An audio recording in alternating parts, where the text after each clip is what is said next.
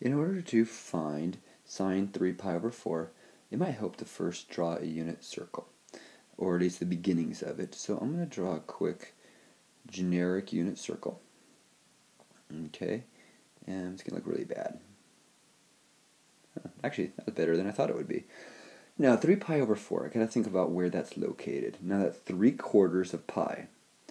Pi is right here, because you go all the way around. Actually, radians are the circumference, so it's all the way to there.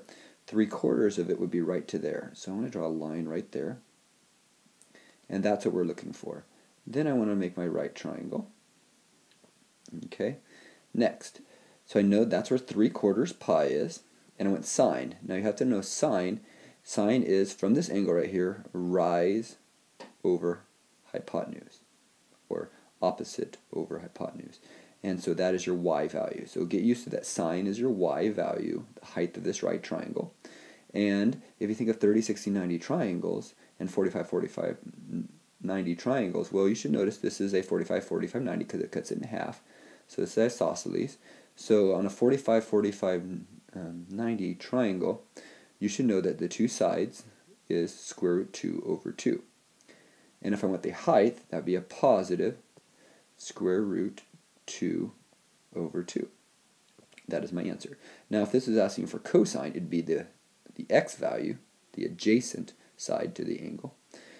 And so that would be negative square root 2 over 2 because it's in the negative direction. Because remember, this is on an xy axis. And a lot of times it's easy to forget that. But we're asking for sine. So there we go. Next question. Cosine 5 pi over 3. So let's do it again. Let's draw a unit circle. Let's see how good my circle looks here. How good do I do? Not bad. Not that great though. Alright. 5 pi over 3. Hopefully you know that 5 pi over 3 is 1 2/3. So 5/3 is 1 2/3. So I want 1 pi would get me to here, and I want 2/3 more would take me right to there. That's 2/3 of the bottom. So I'm looking at about like that. Okay? Hopefully you notice now this is a 30, 60, 90 triangle. And for cosine, I want my x. Okay? Again, for sine, I wanted the y. For cosine, I want the x, because it's adjacent over hypotenuse. Now, for that side, well, on a 30, 60, 90, you notice it's the shorter side.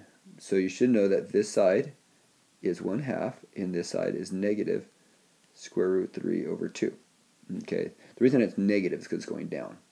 So just memorize on a 30, 60, 90 that it's either 1/2 or square root 3 over 2, and 1/2 is the shorter, square root 3 over 2 is the longer. And just look at the picture and you can tell what your answer is. So Google, it is 1/2. Let's write that, get my pen, 1/2. Now something to be aware of when you're doing these. Let me draw this in right here. This is square root 2 over 2, and this is negative square root 2 over 2.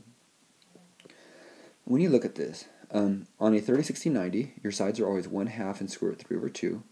On a 45, 45, 90, it's always square root 2 over 2 for both. So really all you have to know is either it's a half, a square root 3 over 2, or a square root 2 over 2 with some negative positive changes. So if you memorize those, it's really going to help you kind of put this together. Alright, this last one, tangent 2 pi over 3. Now 2 pi over 3, you hopefully realize 2 pi over 3 is 2/3 of the way around. So let's go 2/3 the way around. So 2/3 to right here will be right there. Alright, let's draw that in.